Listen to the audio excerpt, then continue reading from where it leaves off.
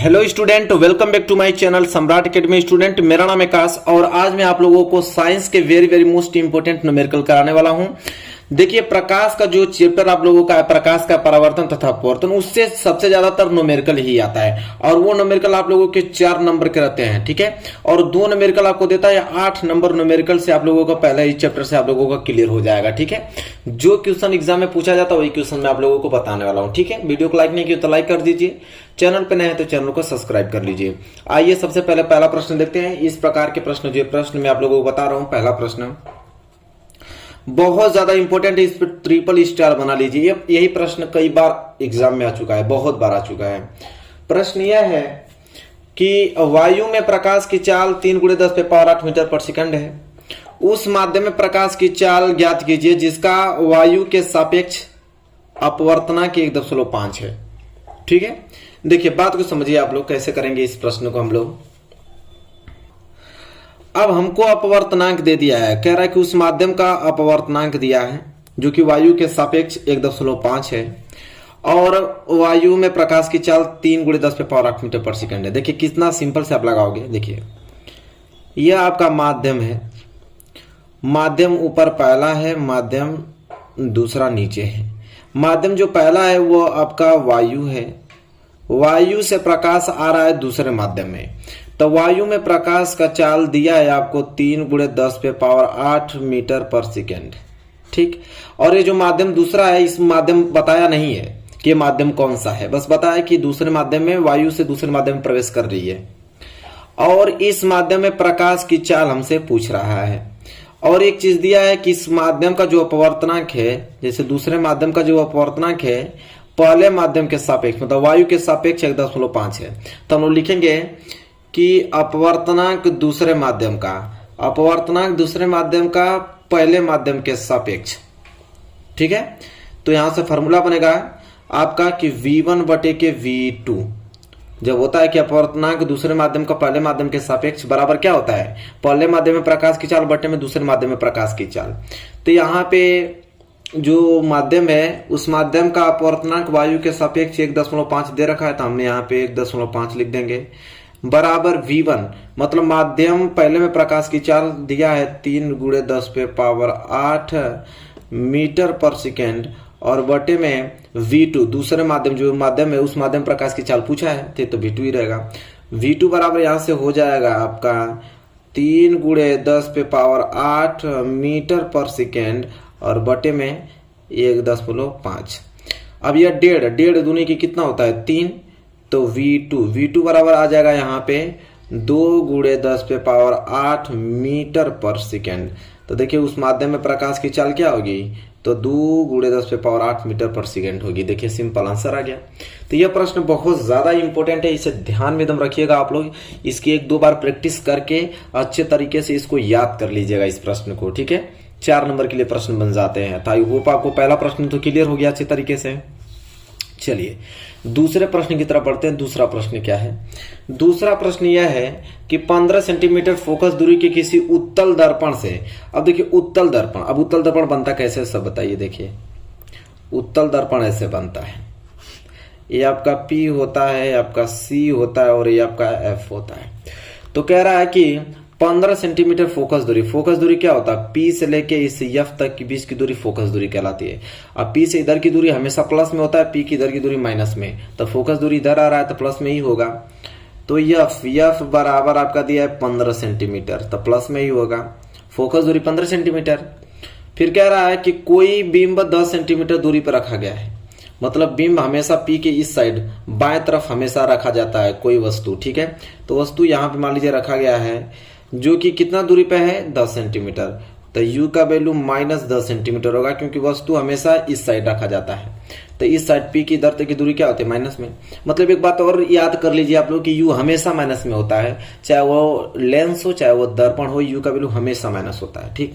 पूछा क्या है, प्रतिबिंब की स्थिति, मतलब V का वैल्यू हमसे पूछा है। अब हम करेंगे यहाँ पे लगाएंगे दर्पण सूत्र, क्या लगा देंगे, दर्पण सूत्र लगा देंगे।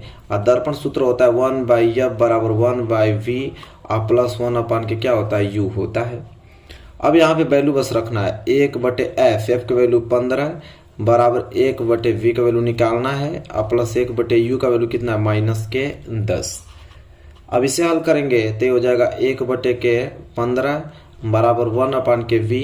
अब माइनस गुणा प्लस में होगा तो -1/10। ठीक, अब हम आगे करेंगे तो ये हो जाएगा 1/15। ये -1/10 इधर आएगा तो प्लस 1 क्या हो जाएगा 10। अब बराबर इधर 1/v बच जाएगा। एलसीएम हो जाएगा यहाँ पे 30, तो 15 दूनी के 30 और 10 तिहाई 30 बराबर 1/v। तो 3 2 5/30 बराबर 1/v। ठीक, हमें v का वैल्यू निकालना, तो v को ऊपर भेजेंगे तो 30 हमारा ऊपर चला जाएगा, 5 हमारा नीचे आ जाएगा।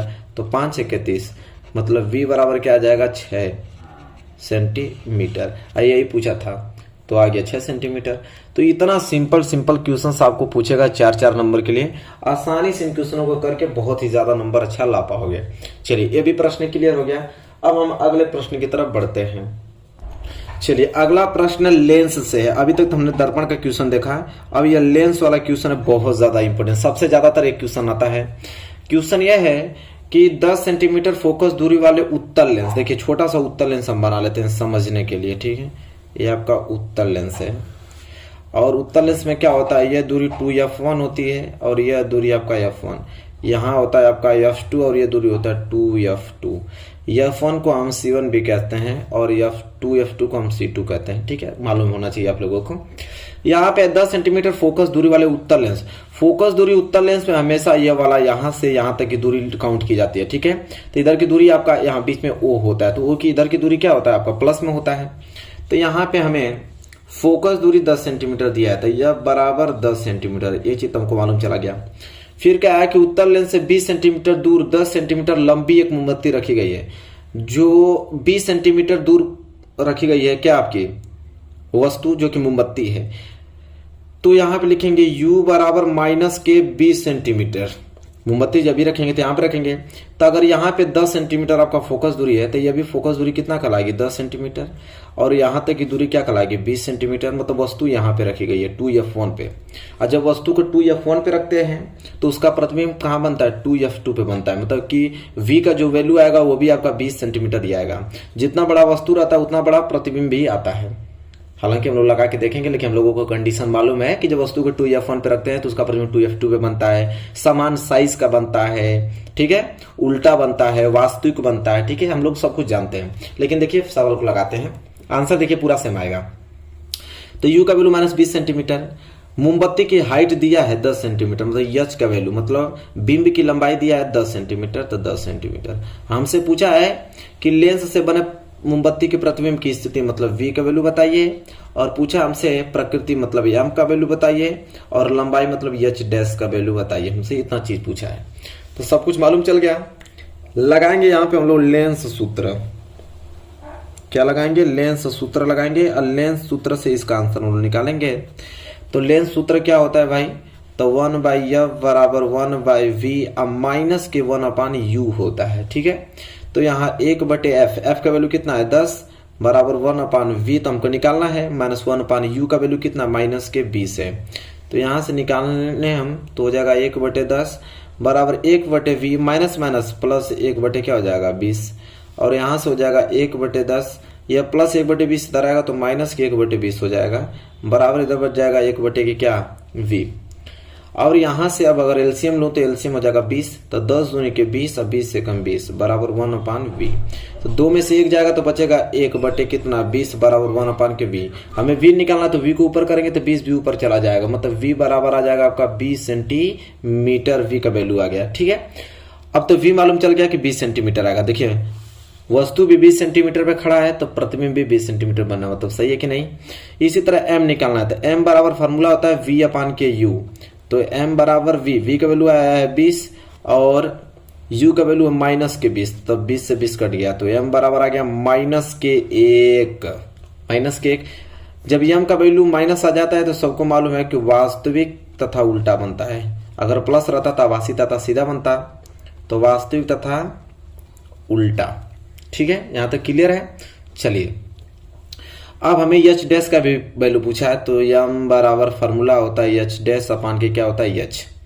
तो m का वैल्यू कितना है -1 बराबर h डैश निकालना है। h का वैल्यू शुरू में ही दिया था कि जो मोमबत्ती की लंबाई 10 है तो एच की जगह 10, तो गुणा करेंगे तो -10 बराबर एच डैश, मतलब एच डैश बराबर माइनस के 10 सेंटीमीटर आ जाएगा। माइनस क्यों लगा है? क्योंकि प्रतिबिंब उल्टा बनता है, तो उल्टा जब भी बनता है तो नीचे की तरफ जो भी लंबाई नापते हैं तो माइनस में नापते हैं। तो बिंब भी 10 सेंटीमीटर का था, प्रतिबिंब भी 10 सेंटीमीटर का है, माइनस इसलिए लगा है क्योंकि उल्टा बन रहा है। तो देखिए ये कंडीशन है। आई होप आपको क्लियर हो गया होगा बहुत अच्छे तरीके से, कोई भी डाउट नहीं होगा इसमें। प्रश्न आ गया ना आप लोगों को एकदम? चलिए क्लियर हो गया होगा। चलिए अगले प्रश्न की तरफ बढ़ चलते हैं। चलिए देखिए प्रश्न देखने में छोटा है लेकिन सबसे ज्यादा पूछा जाता है 2 नंबर के लिए। मतलब प्रश्न तो बहुत ही ज्यादा सिंपल है, इसमें कोई बात नहीं है, लेकिन बहुत ही ज्यादातर आता है, बहुत ज्यादातर 2 नंबर के लिए फ्री में उठा ले जाएंगे आप नंबर। कह रहा है कि एक गोलीय दर्पण की वक्रता त्रिज्या, तो गोलीय दर्पण की वक्रता त्रिज्या मतलब आर बराबर दिया है आपको 20 सेंटीमीटर, और कह रहा है इसकी फोकस दूरी एफ का वैल्यू बताइए। तो एफ का वैल्यू पूछा है, फॉर्मूला बहुत सिंपल है, सबको मालूम है कि जो एफ होता है ना वक्रता त्रिज्या की आधी होती है, तो मतलब एफ बराबर r/2 होता है। ये फॉर्मूला रटा होना चाहिए आप लोगों को। अब तो आ ही गया ना, एफ बराबर आर का वैल्यू 20, तो 20/2, तो यहाँ से आपका एफ बराबर क्या जाएगा 10 सेंटीमीटर। एफ बराबर क्या गया 10 सेंटीमीटर आ गया। देखिए कितना सिंपल, बहुत ही ज्यादा सिंपल है और क्लियर हो गया होगा आप लोगों को अच्छी तरीके से। तो इतना ज्यादा छोटा सिंपल इक्वेशन है जो कि आप आसानी से लगा पाओगे। देखिए यह प्रश्न बहुत ज्यादा इंपॉर्टेंट है, स्टार बना लीजिए इस प्रश्न पे, ठीक है। लेंस की क्षमता का प्रश्न, बहुत ज्यादा प्यारा प्रश्न है। उस लेंस की फोकस दूरी ज्ञात कीजिए जिसकी क्षमता -2 डायोप्टर है। यह किस प्रकार का लेंस है? देखिए तो क्षमता दिया है, फोकस दूरी पूछ रहा है, तो फार्मूला सबको मालूम है कि लेंस की क्षमता P बराबर फार्मूला होता है 1/kF, और F किस में होता है? तो एफ आपका मीटर में होता है, सबको मालूम होना चाहिए। तो पी का वैल्यू तो दे दिया है आपका कि -2 होना चाहिए, तो 2 डायोप्टर तो पी का वैल्यू हो गया। अब बराबर क्या हो जाएगा 1/f का वैल्यू, ठीक है। अगर मैं एफ निकालूं तो एफ बराबर हो जाएगा 1/-2, ठीक है। तो यहां से अगर एफ का वैल्यू में निकाल दूं तो आ जाएगा आपका 0.5, और किस में होगा माइनस में, और एफ तो हमेशा मीटर में आता है, तो एफ का वैल्यू क्या आ गया -0.5 मीटर आ गया। देखिए कितना प्यारा प्रश्न है और सिंपल क्वेश्चन है। एफ का वैल्यू हमेशा मीटर में आता, मालूम होना चाहिए आप लोगों को। छोटा क्वेश्चन है, प्यारा क्वेश्चन। आई होप आपको क्लियर हो गया होगा अच्छे तरीके से। मेरे प्यारे विद्यार्थी वीडियो आपको कैसे लगी बताइए। वीडियो अच्छी लगी तो प्लीज लाइक कीजिए, और चैनल पर नए हैं तो चैनल को सब्सक्राइब करके बेल आइकन को प्रेस कर लीजिए। मिलेंगे एक प्यारे से नेक्स्ट वीडियो में, तब तक के लिए धन्यवाद।